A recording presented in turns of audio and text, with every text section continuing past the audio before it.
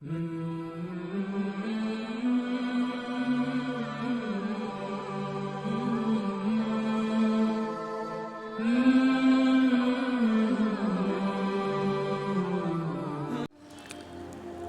सूरह बकरा में रमज़ान और रोज़े के बारे में कुछ कहा गया है। वहाँ पर ये अल्फाज है, रमज़ान वो महीना है, इस महीने में तुम रोज़ा रखो। रोज़ा रख कर क्या मकसद है? कुरान में इसका लफ्ज़ तक़वा आया है।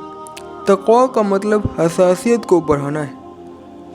आपको प्यास लगना चाहिए, आपको भूख लगना चाहिए, तभी रोज़े का मकसद हासिल होगा। ये बात एक हदीस से ज़ाहिर होती है।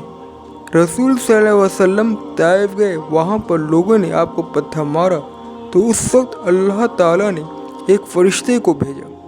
वह फ़रिश्ता बिल्कुल जबाल था, यानी पहाड़ों का फ़रिश्ता।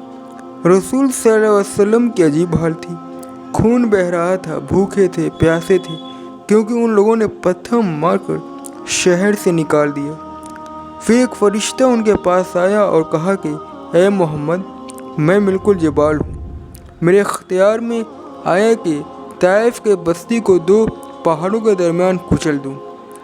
दूसरा वाक़या यह है कि आपसे उसी दौरान एक फ़रिश्ते ने आकर कहा कि अल्लाह ताला ने मुझे भेजा है कि मक्का की जो वादी है उसे सोना बना कर दे दिया जाए।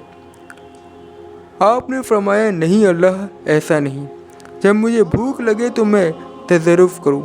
भूख लगना और प्यास लगना ज़रूरी है ताकि आदमी के अंदर इसका एहसास पैदा हो। इसी को सेंसिटिविटी कहा जाता है।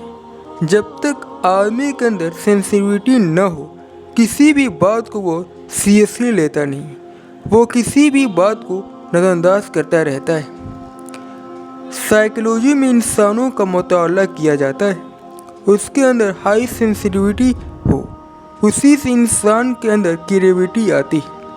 आदमी किसी चीज़ को गहराई से समझ पाता है, उसी से आदमी में संजीदगी आती है।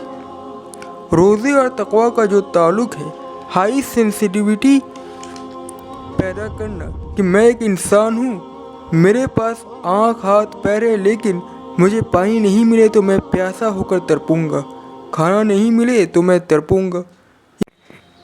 ये हेल्पलेसनेस का जो एहसास है, वही बड़ी चीज़ है जिसको हसासियत कहा जाता है। जितनी हसासियत बढ़ेगी उतने कुरान को समझेंगे।